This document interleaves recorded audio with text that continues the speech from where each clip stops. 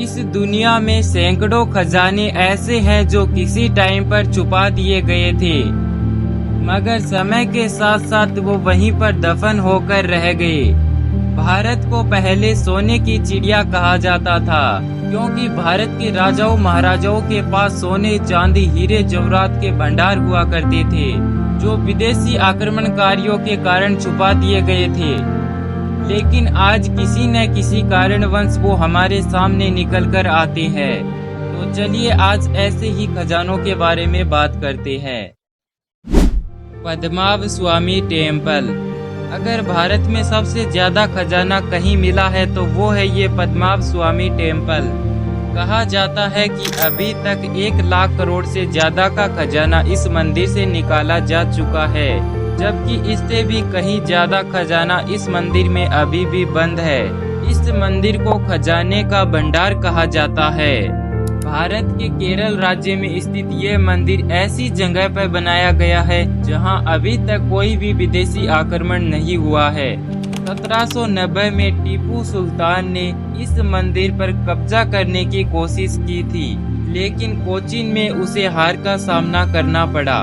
फिर 1991 में त्रावणकोर के अंतिम महाराजा बलराम वर्मा की मौत हो गई।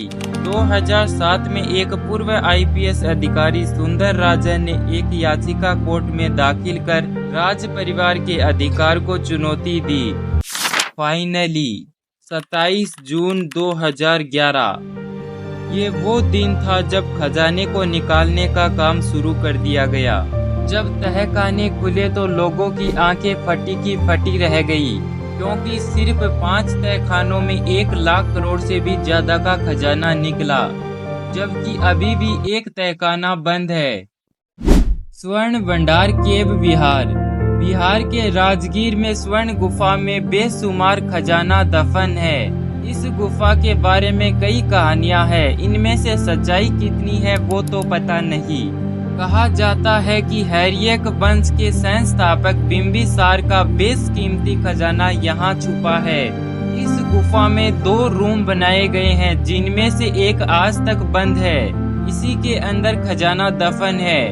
अंग्रेजों ने इस दरवाजे पर तोप के गोले चलाए थे, लेकिन वो इसे खोलने में नाकामयाब रहे। आज भी इस गुफा पर तोप के गोले के निशान देखे जा सकते हैं। मौर्य शासक में बनी इस गुफा के एक चट्टान पर शंख लिपि में कुछ लिखा गया है। माना जाता है कि इसमें खजाने के दरवाजे को खोलने का राज लिखा है, लेकिन आज तक इस लिपि को कोई भी नहीं पढ़ सका है। अगर आपको ये वीडियो अच्छी लगी हो तो लाइक एंड सब्सक्राइब करके सपोर्ट दिखाएं, जिससे मैं आपके लिए और भी अच्छी वीडियो बना सकूं।